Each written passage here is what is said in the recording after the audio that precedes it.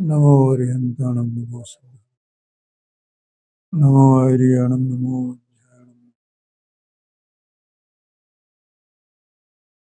नमास्मे साराय स्वनुभूत्या चलास्ते चित्स्वभावाय भावाय सर्वभावाय वंदित्व सव सिद्धे धूम चरमो गैन गैन पते ओछामी समय पावड़ मिलमो सरके परपरणति हेतो मोहनाम नोनुभावा दविरत मनोभाव्य व्याप्ति कलमासिताय मम परम विशोधे शोधचिन्मात्रमूर्ते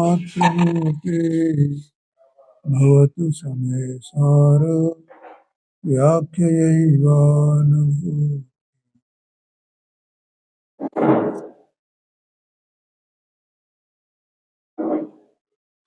समय सार जी ग्रंथाग्रज आत्मख्याति टीका में स्याद्वाद अधिकार, उसमें आत्मा की अनंत शक्तियों में से जो 47 शक्तियों का स्वरूप आचार्य देव ने प्रतिभाषित किया है, उसमें 26 नंबर की शक्ति स्वाध्याय में चल रही है।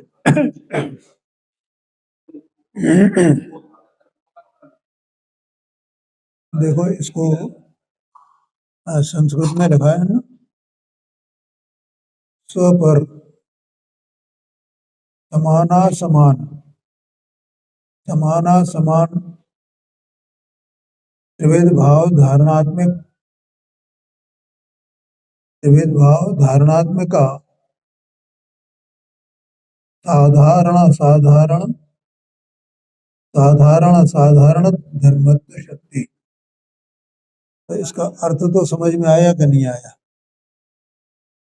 नहीं आया? नहीं तो हिंदी लिखिए, हिंदी पढ़ो। देखो मैं पढ़ता हूं। स्वपर के समान, असमान और समान असमान, ऐसे 3 प्रकार के भावों के धारण स्वरूप साधारण, असाधारण, साधारण असाधारण धर्मत्व शक्ति है। समझ में आ गया? देखो स्व और पर, तो स्व पर माने क्या? स्व पर में यहाँ जो 6 जातियां हैं द्रव्य की, कल बताया था, वो ली है। एक तो आत्मा, आत्मा अपने लिए स्व है, आत्मा अपने लिए स्व है, और पुद्गल धर्म अधर्म आकाश काल ये आत्मा के लिए पर है। ठीक है? यद्यपि अन्य जो जीव हैं वे भी पर हैं, लेकिन यहाँ उन विशेषों की बात नहीं चल रही संख्या अपेक्षा से, यहाँ तो जाति अपेक्षा से, स्वभाव अपेक्षा से बात चल रही।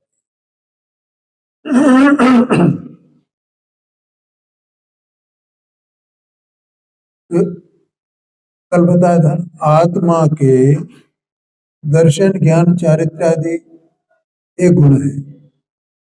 ठीक है?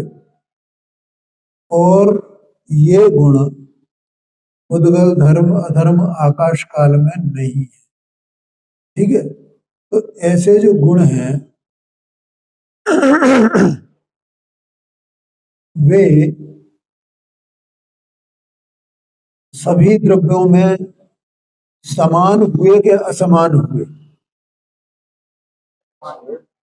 हैं? असमान हुए। हाँ जी, हाँ जी। तो ये बीच में जो आया ना असमान, असमान कहो कि असाधारण कहो है। दूसरा एक लिया समान, पहला वाला समान माने आत्मा में अस्तित्व, वस्तुत्व, द्रव्यत्व, प्रमेयत्व, अगुरु लघुत्व, प्रदेशत्व,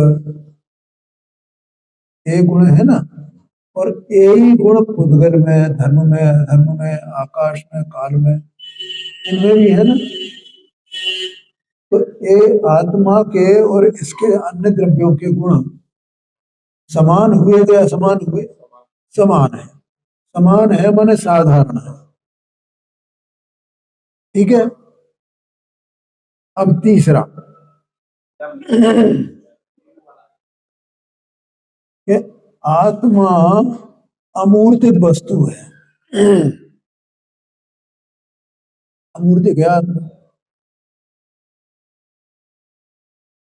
समान अभी बोला था ना। अब जैसे उत्पाद में ध्रुवत्व ही आया था, तो वो समान है क्या असमान है? सब में ही है, वो गुण भी सब में ही। अच्छा, एक परिणाम शक्ति है, परिणाम गुण कहो, परिणाम शक्ति कहो, तो वो आत्मा में है और अन्य द्रव्यों में भी है क्या? क्या है? क्या है भैया? तो वो समान हुई ना। ऐसे बहुत सी शक्तियां हैं। कल और बताना, अकार्य कारणत्व शक्ति, तो अकार्य कारण शक्ति सभी में है क्या? नहीं है। है तो समान हुई क्या? समान हुई, समान हुई। ऐसी बहुत शक्तियां हैं। हाँ जी, हाँ जी। हाँ, भाव शक्ति, अभाव शक्ति, ये सब जो है ना। और कर्त शक्ति, कर्म शक्ति, करण शक्ति, ये जो है उपादान, ये सब शक्तियां ये भी आत्मा में है और ये सब में भी। कल ये बात बता दी। समान समान समान, समान माने साधारण साधारण साधारण है। और ज्ञान दर्शन चारित्र आदि ये असमान, असमान माने असाधारण। ये आत्मा क्या असाधारण शक्तियां हैं, असाधारण गुण है। अब जैसे वो असंकुचित विकासत्व शक्ति है, तो असंकुचित विकासत्व शक्ति किसकी है? इसमें है, आत्मा में ही है। ये आत्मा की अनंत पर्याय है ना, ये पर्याय प्रकट हो जाती है अनंत पर। अनंत अनंत अनंत अनंत। और अन्य की तो प्रकट ही है पहले से, तो उनके तो संकोच और विस्तार का प्रश्न ही नहीं है ना।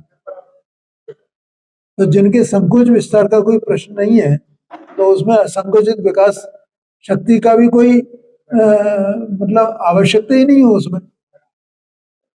आत्मा तो संकुचित होता है और विस्तारित होता है? तो भले ही कितना संकुचित हो क्या विस्तारित हो, लेकिन उसकी जो जब सम्यक दर्शन ज्ञान चार्ज प्राप्त करता है, तो इसमें ये वो उसकी शक्तियों का विस्तार हो जाता है। पर्याय विस्तार माने कहीं फैल नहीं जाता बाहर में, पर वो आत्मा के भीतर ही उसकी ताकत है, शक्ति है, वो बढ़ जाती है। हाँ, तो वो असमान शक्ति हुई ना। अस्वच्छत्व शक्ति है, प्रकाश शक्ति है। तो सूरज में तो होगी प्रकाश शक्ति, पुद्गल का है कि नहीं? तो प्रकाश शक्ति आत्मा में है, स्वच्छत्व शक्ति वो आत्मा में है। ये असाधारण है आत्मा की। जीवत्व शक्ति, चित्त शक्ति, दृश्य शक्ति, ज्ञान शक्ति, सुख शक्ति। सुख जो है वो किसका गुण है? आत्मा का गुण है। और किसी में है सुख गुण?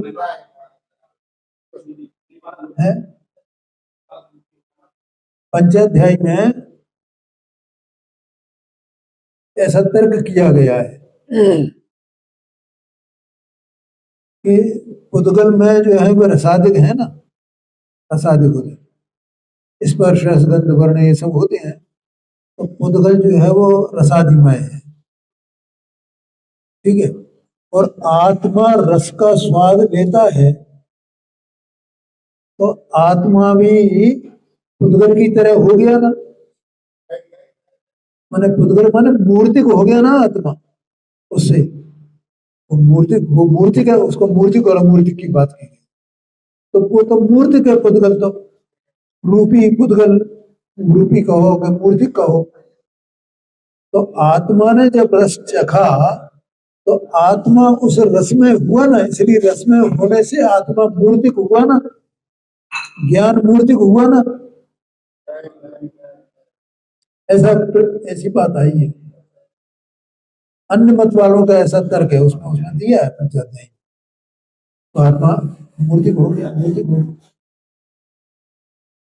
तब ये कहा कि देखो आत्मा सुख दुखमय होता है, आत्मा अमूर्तिक है और वे सुख दुख भी अमूर्तिक हैं। ज्ञान, जो ज्ञान में जो सुख दुख का वेदन होता है ना, और उसका कहना क्या था कि इसने रस का भी वेदन किया और सुख दुख का भी वेदन किया, तो रस का वेदन किया तो मूर्तिक हो गया। तो हमारा उत्तर ये था जैनियों का कि आत्मा रसमय नहीं होता है, आत्मा सुख दुख में होता है, सुख दुख का वेदन करता है। तो वो सुखी हुआ दुखी हुआ ये तो कहा जा सकता है, और जैसे वो सुखी दुखी होता है वैसे वो स्पर्श गंध वर्ण में नहीं होता है, इसलिए वो मूर्तिक नहीं होता है। ठीक है, और सुख दुख एक आत्मा में ही होते हैं। पुद्गल में जैसे स्पर्श गंध वर्ण होते हैं वैसे सुख दुख होते हैं क्या? नहीं होते हैं। इसलिए पुद्गल के वो मूर्तिक है तो रसाधिक को चखने से आत्मा मूर्तिक हो जाए, ऐसा तीन काल में भी नहीं हो सकता, क्योंकि पुद्गल कभी भी सुखी दुखी नहीं हो सकता।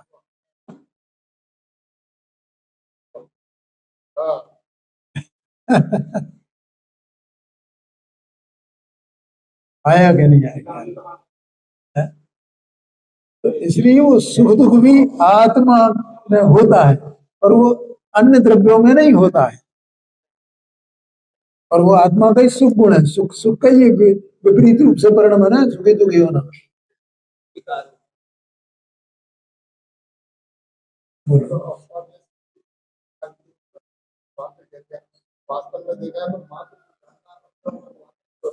हाँ जी, हाँ जी, हाँ जी, ये तो सब व्यवहार से कहा था, पर्याय में जो रागादिक भाव होते हैं, विकल्प होते हैं, है ना।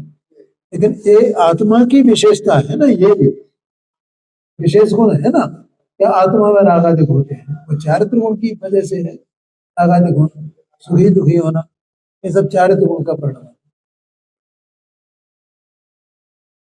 समझ में आया ना?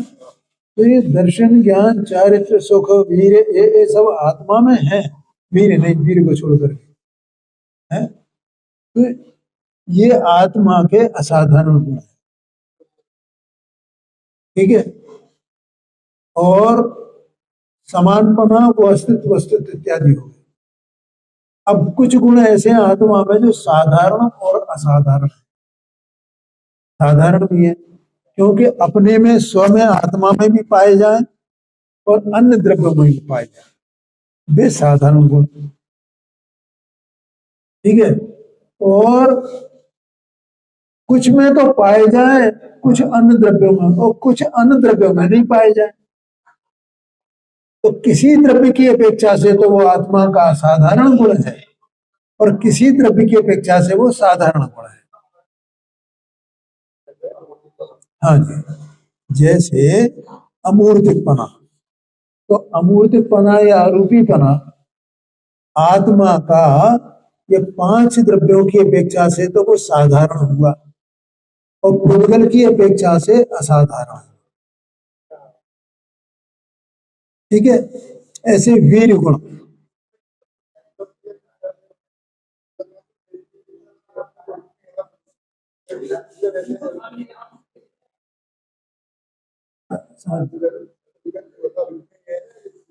हाँ हाँ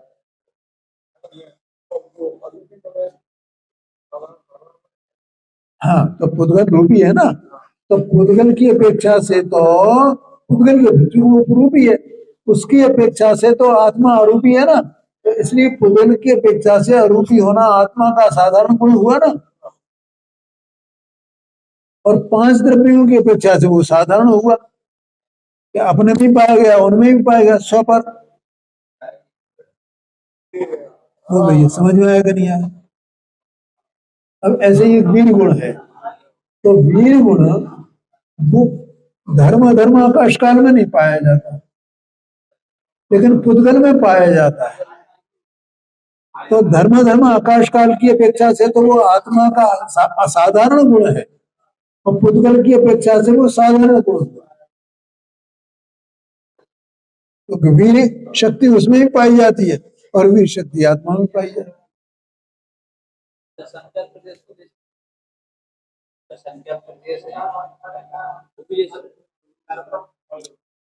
नहीं नहीं, प्रदेश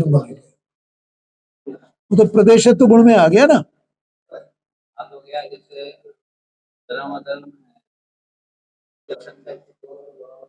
उससे नहीं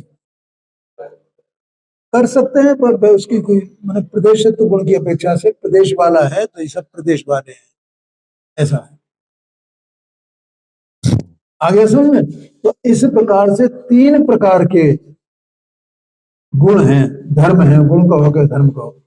उन धर्मों को धारण करने वाला ये आत्मा है। यहाँ अपने आत्मा की बात है ना, अन्य द्रव्य की बात, ऐसा ही है। बोलो भैया समझ में आया? तो ऐसे अपने गुणों को जो धारण करता है, तो जो जानता है, ऐसा जानने वाला जीव उन गुणों का विकल्प छोड़ करके, उनके भेद का विकल्प छोड़ करके अभेद आत्मा को जान करके सुखी होता है। ठीक है, अब देखो यहाँ गुरुदेव श्री का व्याख्यान है,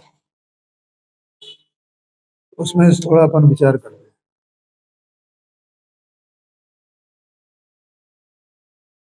ऐसे अपन ने कल थोड़ी सी चर्चा की थी, अब मैं यहां से चर्चा कर रहा हूं। पर से तो आत्मा भिन्न है, और अंतर के अरूपी विकार से भी उसका असली स्वभाव भिन्न है। अंतर में जो विकार है ना, रागादिक भाव, तो आत्मा अरूपी है, तो विकार भी सुख दुख राग द्वेष भाव, ये सब ये अरूपी होंगे ना, क्योंकि हाँ, सुख दुख राग द्वेष वे केवल मन से अनुमान से जाने जा सकते हैं, लेकिन दिखाई देते हैं क्या? मन से, और मन से भी नहीं जाने जा सकते, वो केवल वो एक ऐसा कहा जाता है, क्योंकि भी असली नकली सब तरह के हो सकते हैं ना। कोई नकली भी क्रोध आदि करे, अपन घर में भी करते हैं, कोई मजाक में भी करते हैं,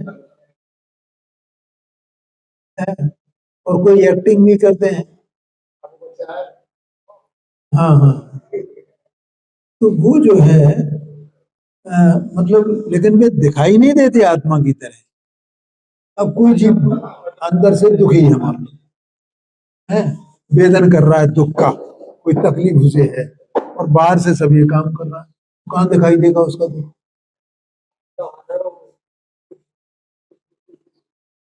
किसी चीज को लेकर अंदर से प्रफुल्लित है, और बाहर से बिल्कुल गंभीर बना हुआ है।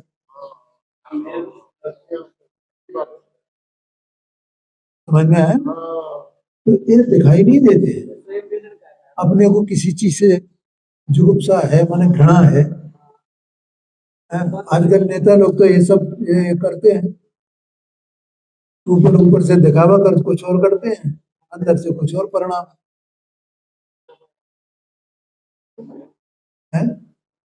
तो इस प्रकार से वे अंतरंग के, वे अपने इंद्रिय ज्ञान के विषय नहीं, इतनी सी बात है। इसलिए कहा अंतर के अरूपी विकार से भी, इसलिए उसको आरोपी कहा, विकार से भी आत्मा का स्वभाव भिन्न है। ठीक है, यहाँ अभी पहले रूपी को लिया और अरूपी को लिया, और पर से सबसे भिन्न ही है आत्मा, क्योंकि आत्मा की सत्ता भिन्न है, इसलिए पर से भिन्न है। वे मतलब आत्मा साधारण, असाधारण और साधारण असाधारण, ऐसे सभी प्रकार के गुणों को धारण करने वाला तो है, लेकिन ऐसा होने पर भी वो जिनके साथ उसके साधारण गुण हैं, ठीक है, उनमें मिलता नहीं है, है? चाहे वे अस्तित्व वस्तुत्व इत्यादि गुण हो, और चाहे वे मूर्ति का मूर्तिक बना हुए। ये आत्मा अमूर्तिक है तो जो धर्म आकाश काल है उनके साथ में मिल गया, एक में हो सकता है क्या? नहीं हो सकता है। सिद्ध भगवान अरूपी और सिद्ध शिला पर विराजते हैं, ठीक है, माने, लेकिन वह सिद्ध शिला नाम की कोई शिला नाम की कोई चीज नहीं है, वो तो एक, वो ये 45 लाख योजन, ये इतना एरिया है 2.5 द्वीप का, तो यही 2.5 द्वीप में से तो जाएंगे ना, सिद्ध बनेंगे ना, और कहाँ से बनेंगे? 2.5 द्वीप के बाहर से तो कोई मोक्ष जाता नहीं है। तो एक 45 लाख योजन की जो वो कही जाती है सिद्ध शिला, वो तो अरूपी ही है, वहां कोई ऐसी शिला नहीं रखी है।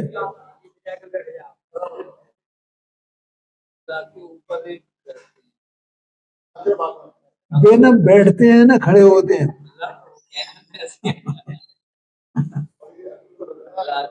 हाँ जी, हाँ जी, क्या भैया, वे खड़े होते हैं कि बैठते हैं? क्या नाम है, बैठते हैं, खड़े ना खड़े होते हैं।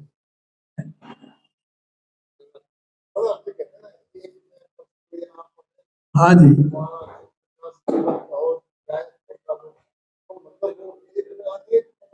हाँ वही तो बात मैं बता रहा हूँ। तो जैसे आकाश अरूपी है और आत्मा अरूपी है, तो अरूपी में अरूपी उनकी सत्ता तो न्यारी न्यारी है, लेकिन वे देखे नहीं जा सकते अपने ज्ञान द्वारा। जैसे सरवार सिद्धि की देवे में तो देख लेते होंगे भैया, वे तो केवल उनका भेद जो है केवल ज्ञान का विषय है। तो सर्वद्रव्य पर्यायेषु केवलम, तो केवल ज्ञान वो अकेला ही सभी द्रव्यों की सभी पर्यायों को जानता है, रूपी अरूपी जितने द्रव्य हैं, ठीक है। अब जैसे अपन यहाँ है, तो अपन धर्म द्रव्य को नहीं देख सकते ना, अधर्म द्रव्य को नहीं देख सकते ना, आकाश द्रव्य को नहीं देख सकते ना, लेकिन तीनों यहाँ है ना हर प्रदेश पे।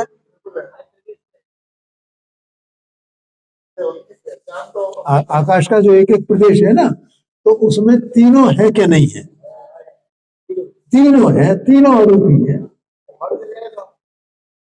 पूरा। वो तो लोकाकाश पूरा है ना, 343 घनराजू जितना लोकाकाश है, सब आरोपी है ना।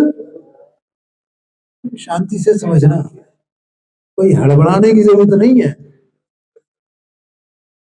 है? बहुत कठिन कठिन और कठोर कठोर बातें हैं, जगत को कुछ खबर है नहीं भाई, बहुत मुश्किल बातें हैं, है? तो जैसे यहाँ हमें तीन अलग अलग ये नहीं दिखाई देते हैं, ऐसे ही भावी वेद, जैसे ये तीनों यहाँ अभेद एक में है ना, ऐसे ही वहां भी सिद्ध भगवान और वो आकाश सब एक जैसे, ये वहां कोई भेद नहीं है भैया उसमें। केवल वो तो केवल ज्ञानी भगवान ने ये बताया है कि ऊर्ध्व गति स्वभाव से आत्मा यहाँ इस अंतिम शरीर को छोड़ करके तो लोकाग्र में जाकर के विराजमान हो जाते हैं, तो वो आगम प्रमाण से हम ये बात जानते हैं बस, और उसकी श्रद्धा भी करते हैं।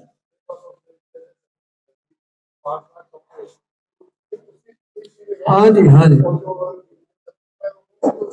हाँ जी, हाँ जी, हाँ जी, हाँ जी, इसमें इसको आगम की भाषा में कहा जाता है समश्रेणी में विराजमान होना।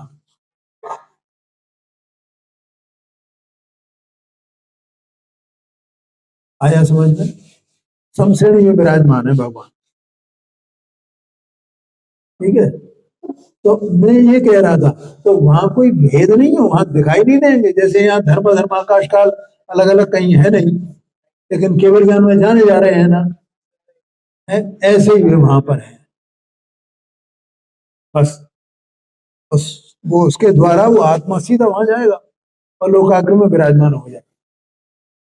और वो जैसा अंदर में यहाँ ज्ञायक स्वभाव इसका अंदर में है ना, वैसे ज्ञायक स्वभाव पर्याय में पूर्णता प्रकट हो गया है। तो ये अनंत सिद्ध सबको जान रहे हैं, एक एक सिद्ध, और एक सिद्ध दूसरे सिद्ध में मिलते नहीं है।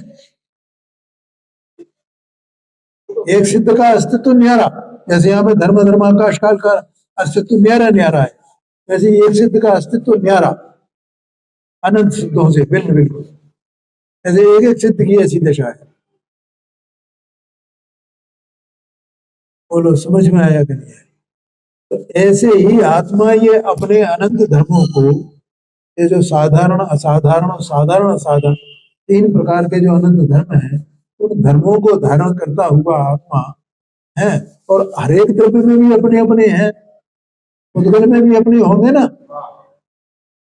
धर्म द्रव्य में भी अपने होंगे ना, काल द्रव्य में भी अपने होंगे ना। लेकिन तो भी ये आत्मा किसी पर रूप नहीं होता।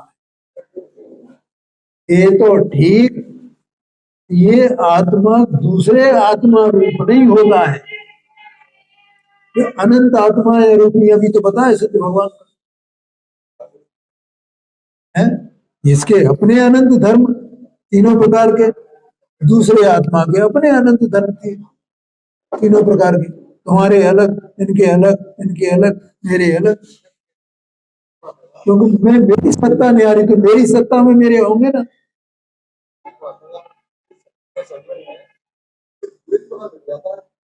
हाँ जी, हाँ जी, हाँ जी। क्या भैया समझ में आया? बोलो बोलो, प्रश्न तो पूछ लो। है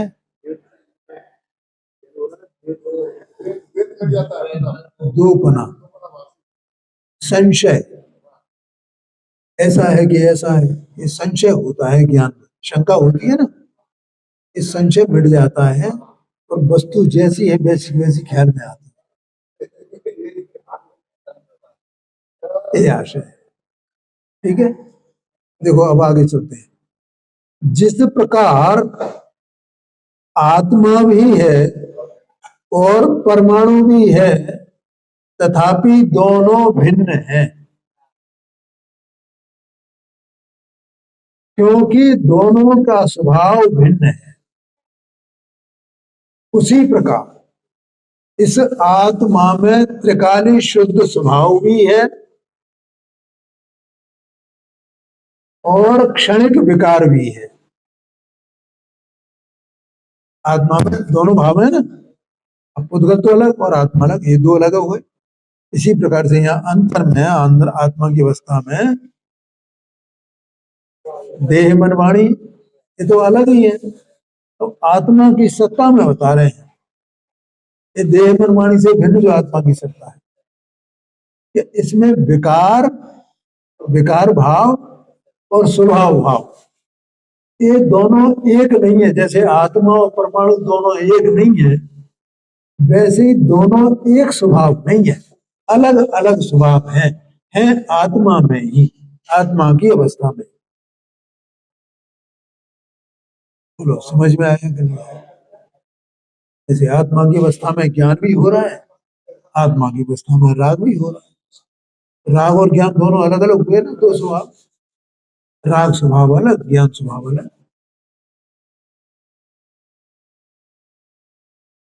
अस्तित्व दोनों का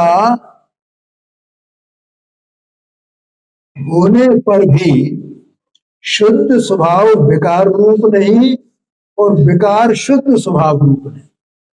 दोनों का अस्तित्व तो है, आत्मा है ना। तो आत्मा की अवस्था में सुख दुख राग द्वेष ये सब हो रहे हैं ना,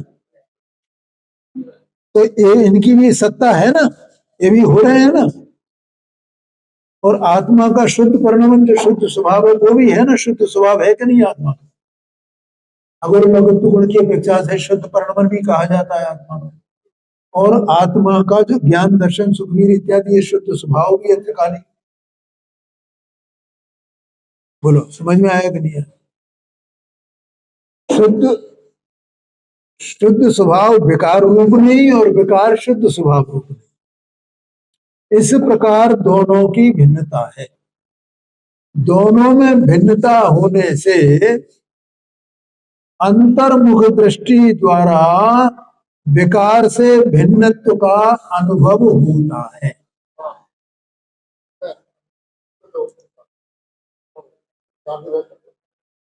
दृष्टि को अंतर्मुख करने से, दृष्टि को अंतर्मुख करने से। उसका कारण क्या है कि दृष्टि तो आत्मा की ही है ना, दृष्टि रूप जो पर। अभी दृष्टि की विशेषता है कि दृष्टि किधर जाती है।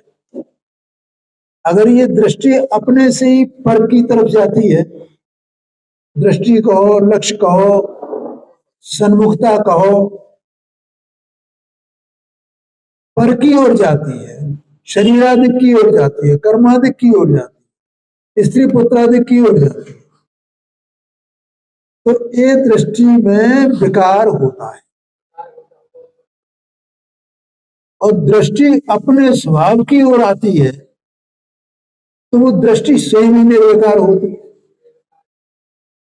और निर्विकार होने से निर्विकारता का अनुभव होता है।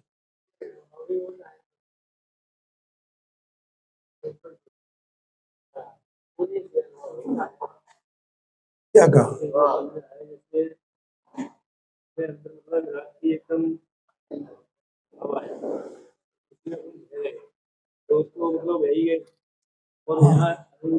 नहीं, वो अपने को विकार कितना भी शांत हो, कितना भी शांत हो, जैसे मान लो मैं ये विचार करूं कि देखो भगवान ने बिल्कुल आंखें बंद करके बैठ जाऊं अकेले में, बिल्कुल कहीं वो शोर शराबा नहीं, और मैं ये सोचूं देखो भगवान ने आत्मा को अरूपी बताया है, अनंत शक्ति वाला बताया है, ऐसा भगवान ने बताया है, ऐसा भगवान ने बताया है, मैं ऐसा हूं, मैं ऐसा हूं, ऐसा हूं, ऐसा हूं। ये भगवान की और आगम की श्रद्धा पर ही तो अपन विचार कर रहे हैं। तो ये दृष्टि अपनी राग रहित हुई कि राग सहित हुई?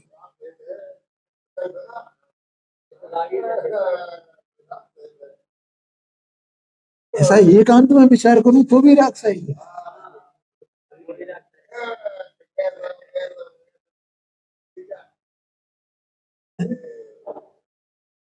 तो फिर अंतर्मुख दृष्टि किसको कहेंगे?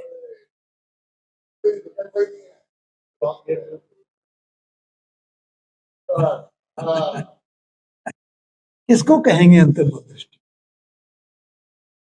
कि एक विकल्प भी नहीं कि मैं ऐसा हूं,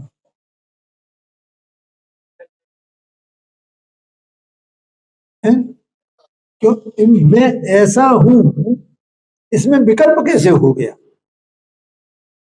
कि इसलिए हो गया कि मैंने दो भेद कर दिए, मैं ऐसा हूं,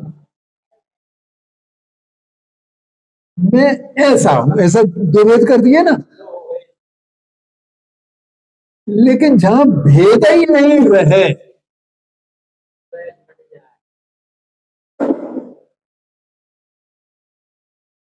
मैं ऐसा हूं ऐसा भेद कैसे रहे? ये तो विकल्प हो गया। कितनी इसमें कहा ना शास्त्र में, ज्ञानानंद स्वभाव, मैं ज्ञानानंद स्वभाव, मैं ज्ञानानंद स्वभाव, मैं ज्ञान और आनंद में, मैं ज्ञान। भैया ये तू विचार कर रहा है, ये क्या है? तू अगर वो ही है तो इसमें एक विचार की क्या आवश्यकता है?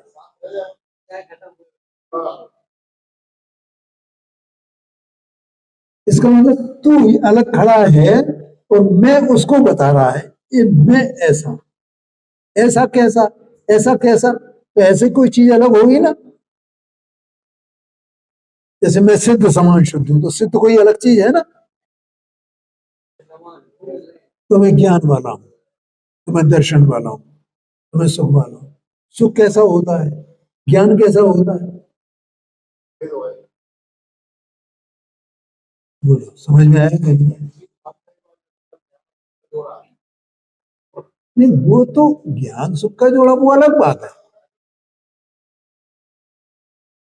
बोलो भैया समझ में आया कि नहीं आया? बहुत कठिन बातें हैं। अभी तो कहाँ से कठिनता की बात करें, कहाँ से करें बोलो। अभी जब मैं सुबह मंदिर आ रहा था तो मैं सोच रहा था इस जीव को इधर की तो दृष्टि नहीं है, वो तो सब बेचारे वो पुण्य चाहिए पुण्य चाहिए पुण्य चाहिए। तो मैं सोचने लगा कि देखो क्या हुआ, वहां जब मैं लोहा मंडी से निकला ना तो दो तीन लड़के वहां से प्रक्षाल प्रक्षाल करके निकले थे, तो धोती दुपट्टा पहने हो, तो वहां से उससे मुझे वो विचार आया कि हम अवक्ष भक्षण छोड़ना नहीं चाहते, व्यसनों का सेवन छोड़ना नहीं चाहते।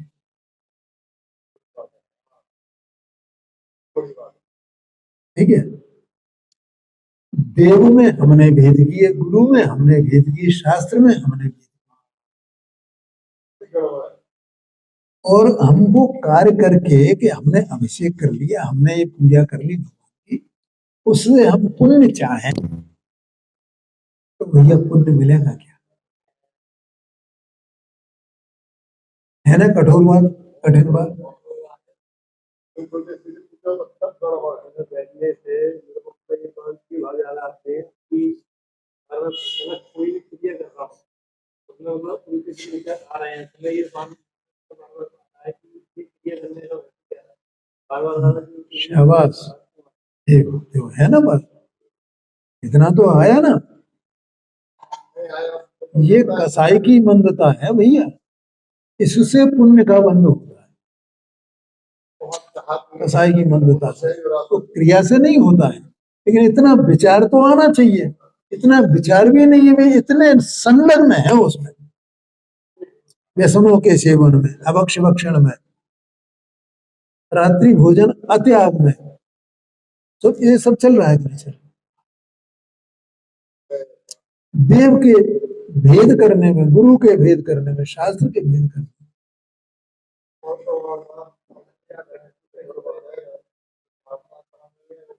नहीं नहीं वो हो गया हो गया हो गया, वही देव का भेद करना वही आशय है।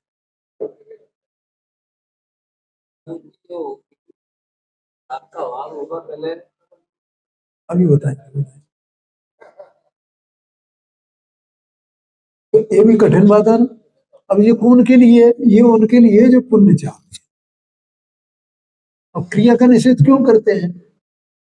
ये उनके लिए जो सम्यक दर्शन चाहते हैं, उनके वो अपने अभिप्राय को ठीक करें। क्रिया का निषेध नहीं, क्रिया से कुछ लाभ होगा इसका निषेध, इस मान्यता का निषेध, इस अभिप्राय का निषेध।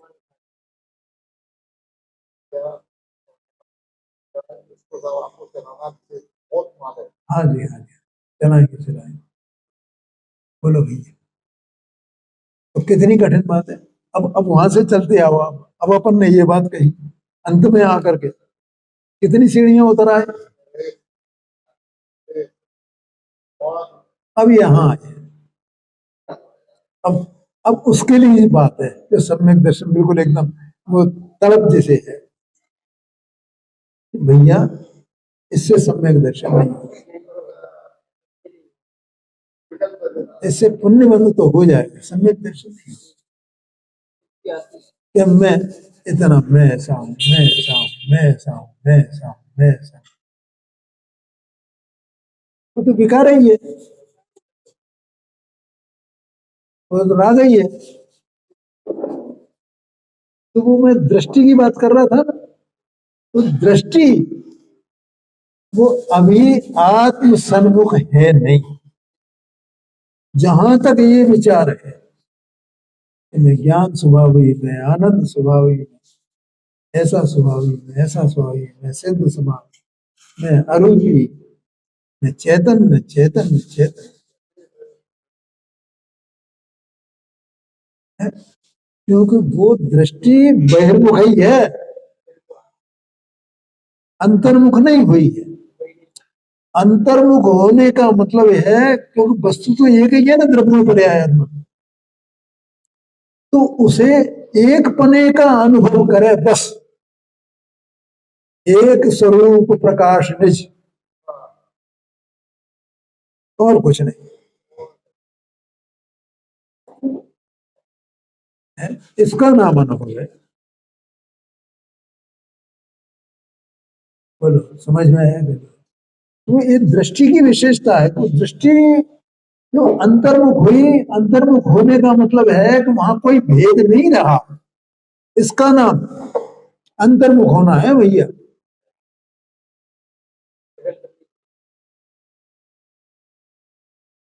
आया क्या नहीं आया क्या? और दृष्टि अंतर्मुख नहीं है तो वहां कसाई की मंदता, जिसे विशुद्धि कहा जाता है, वो तो है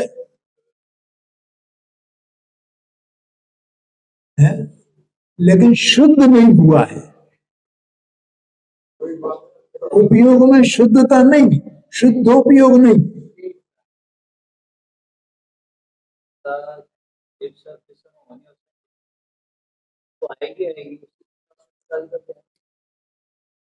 कोई कहीं आने जाने वाला नहीं है, वो तो पर्यायी तो पलटनी है। जब अभी मैंने बोल दिया ना, अंतर्मुख, अंतर्मुख होने का मतलब क्या है, स्वसन्मुख होने का मतलब क्या है, बता दिया ना मैंने। स्वसन्मुख हुआ, इसका मतलब वहां राग नहीं है, वहां विशुद्धि नहीं है, शुभ भाव रूप। क्योंकि पर्याय तो पलट गई ना। जब पर्याय पलटी नहीं थी, स्वसन्मुख नहीं थी, तो परसन्मुख ही थी ना उसमें। मैं ऐसा हूं, मैं ऐसा हूं, मैं ऐसा, ये भी परसन्मुखता है। तो कहीं ना कहीं किसी न किसी को याद करके कर रहा है ना ये। कहीं ना कहीं पर से कनेक्शन है उसका, तो सूक्ष्म है पर का कनेक्शन।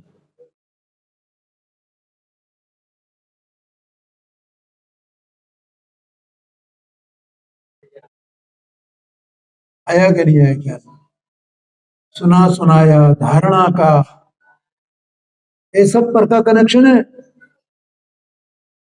ये स्वसन्मुखता नहीं है। पढ़ा पढ़ाया,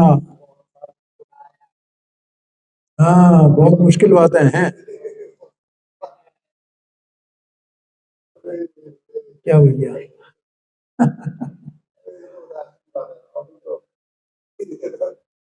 हाँ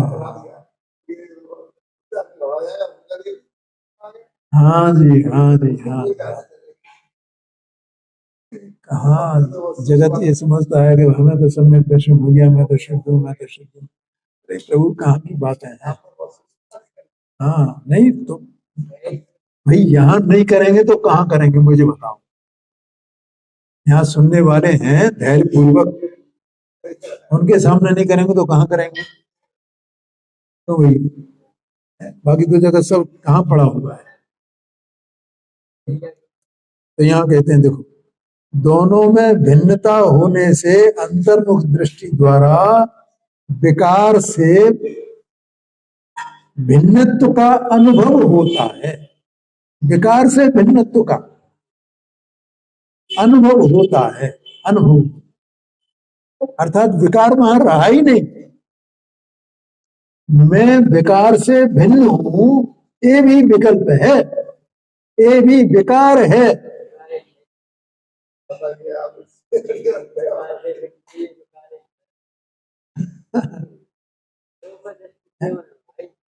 वास्तव में आत्मा विकार से भिन्न ही है ना, यही तो बताना है गुरुदेव जी का जो प्रयोजन है बताने।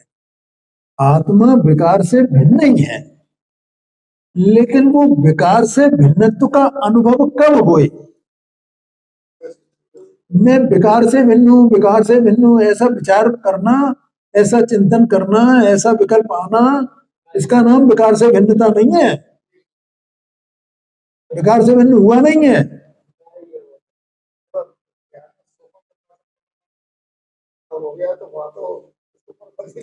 नहीं, वो ज्ञान में बात देखो क्या है, ज्ञान में सम्यक दर्शन होने पर ज्ञान सम्यक होगा ना, तो स्वपर प्रकाशक बना वास्तव में उसमें प्रकट हुआ ना यथार्थ में। तो वहां वो विकल्पात्मक रूप से जानता है स्व और पर को। वो श्रुत ज्ञान है ना, वो श्रुत ज्ञान विकल्पात्मक रूप से जानता है, ऐसा आशय है, है जी। हाँ, ज्ञानात्मक विकल्प है वे, ज्ञान ज्ञान का जो विकल्प है उसमें वो जानता है कि ए विकार, दुख ऐसा होता है, विकार ऐसा होता है, इसका मतलब उसे दुख की सच्ची पहचान हो गई है। अब वो सुख दुख संबंधी जो विकल्प हैं, जो विकार हैं, उन्हें भी दुख ही जानता है, सुख को भी दुख ही जानता है, दुख को भी दुख जानता है, सुख को भी दुख जानता है, राग को भी दुख जानता है, अशुभ राग को भी दुख जानता है, शुभ राग को भी दुख जानता है। ज्ञान जानता है, ज्ञान जानता है, और अपने को भी जानता है, अरूपी जानता है, ज्ञानानंद स्वभावी जानता है, अखंड जानता है, अभेद जानता है, भेद भी जानता है, सब जानता है वो, है। हाँ जी, समझ गया। सारा काम वो ज्ञान, देखो ये पहले कहा ना, श्रद्धा तो क्या होता है, श्रद्धा तो एक जगह जम गई है, ए में बस, और चारित्र वो धीरे धीरे धीरे धीरे धीरे धीरे बढ़ेगा उसमें। एक्टिव कौन है? ज्ञान अकेला एक्टिव है, ज्ञान एक्टिव है बस। ज्ञान नाच रहा है, अज्ञानियों के अज्ञान नाच रहा है।